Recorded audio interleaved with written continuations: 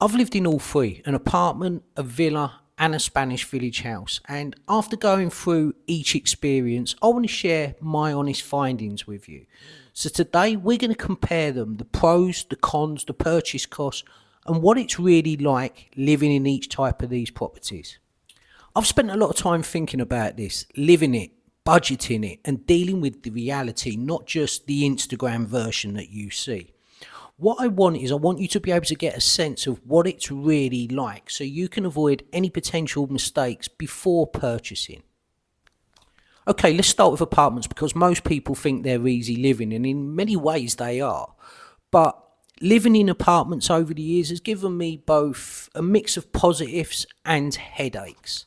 Now, let's start with apartments because most people think they're easy living, and in many ways they are. But living in apartments for, I don't know, nearly 15 years has given me both a mix, sorry, of positives and headaches. Now, my last apartment was a duplex apartment with a very spacious roof terrace, which in theory sounds lovely, but when it rains in Spain, it rains, and the flat roof systems that they have here just simply can't cope with the amount of water that falls. Drainage is very poor, and for that reason, my penthouse apartment had terrible damp and a leaking roof year after year. And even though you would try to get it repaired, someone would come and they'd do some repairs. The repairs were never up to scratch, so do bear that in mind. I've also lived in mid-level apartments, mid floors, and they bring a different set of problems. So yes, apartment living can be easy, but what are some of the issues that I found? Well, some neighbours just simply don't look after communal areas. There's litter, cigarettes on the floor. Maybe they're taking their pets back into their apartment if they've been walking their dog, and their dog will urinate in a lift. So these are some of the things that you do come across, and weekly, if I'm honest. Litter is another one. Unfortunately, again, some people just don't respect the areas they live in, or the other people that live in that area. So, I would often be picking up litter, other people's litter, in the communal areas where I live because I didn't want to live amongst it. Another big one is kids playing. Now, don't get me wrong, I have no issue with kids playing. I love kids, but there are limits. And when you've got maybe 15, 20 kids outside in the communal areas, kicking footballs around and riding their bikes and screaming and shouting, particularly during the holidays when they're off for 3 months here in Spain, it becomes very overbearing. So that is another negative that I found.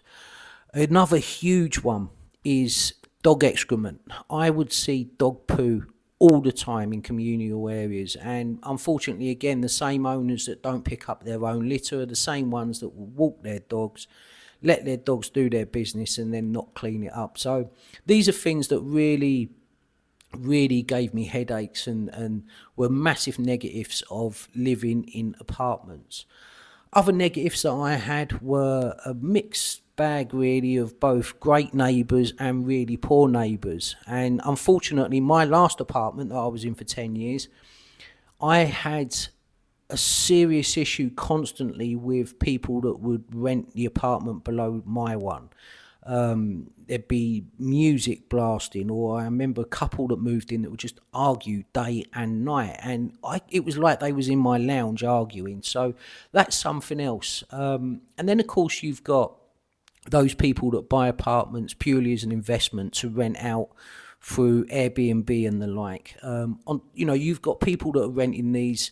They're there on holiday, so they're partying, and again, they're not clearing up the communal areas. They're there on holiday. So there's some big negatives. Other negatives that I found was carrying shopping. After you've been for a big food shop, maybe you've got 10, 15 bags of food that you need to carry in. You're parking your car in the underground parking spaces, which are often found underneath the apartment blocks in Spain. You've then got to carry that through all the fire doors, to a lift, up through a lift, through corridors, all before you even get to your house. So that's something to take into account. Now, all that said, apartments do feel safe when you're away. They're low maintenance, they're easy to manage, they're convenient, and it's almost like Spain on easy mode, if you like. But the cons, apart from the ones I just mentioned, are you've got higher community fees, and these fees can increase yearly, so you need to put that into your budgeting. Lifts, communal areas, building maintenance, all of these things have to be paid for. And another thing that I didn't like about apartment living, which was a big con for me, is that when something breaks or something needs repairing, you've really got no control over it. In this house where I live now, or in my villa that I've got further up the coast, when something needs doing, I can sort it myself, or I can get somebody there straight away. But with apartments, you're paying those community fees, and the maintenance team will get it done, but they're not always the fastest to get things done. So sometimes, a broken fire door, I've seen sometimes left broken for 2 or 3 weeks. So that's something to take into account, particularly if you like living in nice, spotless, clean, well-maintained buildings. Now, before we move on and talk a little bit about villas, let's talk about purchase costs, because obviously that's a huge factor in deciding where to live and what property type to buy. Now, obviously, I can't give you figures for every single town in Spain, so I'm just going to generalise here, but apartments typically will have a lower entry price. So a small to medium apartment you can typically find for 100 to 200,000 euros, depending again on the town and whether you're buying a duplex. If you're buying a duplex penthouse, for example, you may be looking at 250 to 300,000. Again, though, this is very area dependent. You're not going to get an apartment or penthouse for those prices, for example, in Marbella, nowhere near it. Let's move on to villas regarding prices, because obviously pricing for villas is a completely different league. And a decent villa with a nice pool, you're probably looking at double the apartment price as a bare minimum. And then, of course, if you want to go for something a little bit more spectacular, they can easily climb over €1 million. Then village houses. Now, these are surprisingly affordable on paper, and you will often see them if you scour the internet for 80 to 150,000 euros. But it's important to take a look at these properties, because you need to factor in renovation costs, and that can easily add tens of thousands to your price. For example, this Spanish village house I'm currently living in, I've just finished renovating this, and I can talk from first hand about how costs can go up. But there's still a lower entry investment, and I think with growing village populations at the moment and rising property prices on the coast, I think it's definitely something to think about if you're looking for a nice long-term investment.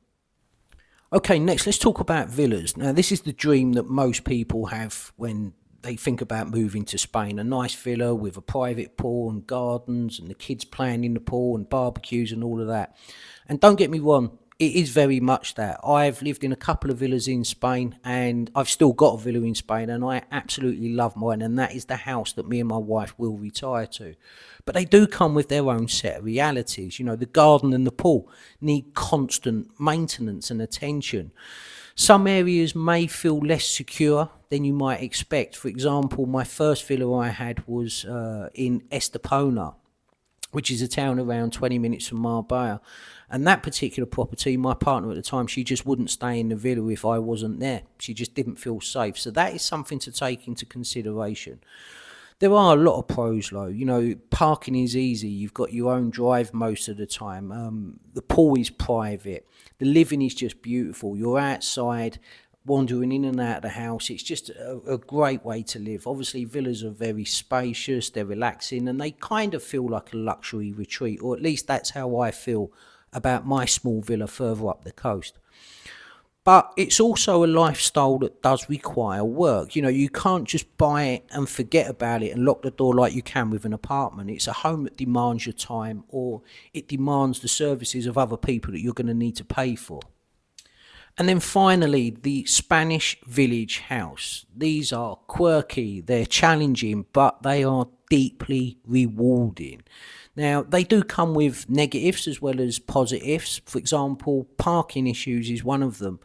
I live in the heart of a small village, and this property doesn't have its own parking. So what that's meant is that for one of my cars, I've had to rent a garage. Now, the reason I've done that is because my car was vandalised outside. So that's something to consider if you do live in the heart of a village, that parking is not easily available, and even just trying to rent a garage can be a task on its own. So do bear that in mind. But there's certainly a lot more character to living in a Spanish village house than, say, a modern apartment. And I think that makes it extremely appealing for a lot of people, myself included. Another pro is that price is probably the biggest advantage. Now, village houses are easily probably the most affordable in Spain. They offer a lot of space, and they're not just the standard square boxes. You know, you walk into any of the village houses here where I live, and each one is unique in its own way. Whereas if you go into a modern apartment, such as the apartment that I've been living in for the last 10 years, my apartment looked the same as the penthouse next door, etc. So definitely quirky and characterful living in a Spanish village house. The other thing is as well, I think with populations increasing, prices in these villages are definitely rising, and they're rising quite rapidly. So I think they're solid investments. Life is definitely simpler and a lot quieter. For example, there's no road rage here, not like you see on the coast. There's no tourists here that are taking over complete areas for months at a time, and it's just very peaceful here. So it is challenging being in a village, I'm not going to lie, but it gives you something that other properties don't do, and I think that's a real sense of community space and connection. So my honest breakdown after living in all types of these properties over the years is that apartments are the easiest, but they can be noisy, they can be messy, and then you've got the chores, like I say, of just simple chores like getting the shopping to your front door. Villas are obviously the most glamorous, and they are my preferred living, if I'm honest with you, but they do require constant maintenance. And then you've got village houses such as this. Yes, they can be demanding, but they're very, very rewarding. They're very affordable, and I think they probably are the ones that feel most like home. So I don't think it's necessarily about the best property. It's more about considering what fits your lifestyle and your priorities. If you're looking for zero stress, 100% go for an apartment. If you're looking for that dream image, then go for a villa. And if you're looking to create a real second chapter, then maybe a village house might be best. So I'm curious to know, if you were to move to Spain, or maybe you have recently moved to Spain, what property type did you go for and what were your reasons for it? Let me know in the comments, because I'd love to know.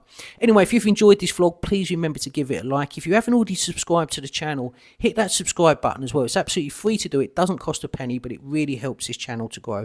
Anyway, enjoy whatever you're doing for the rest of the day, and I'll catch you in the next one.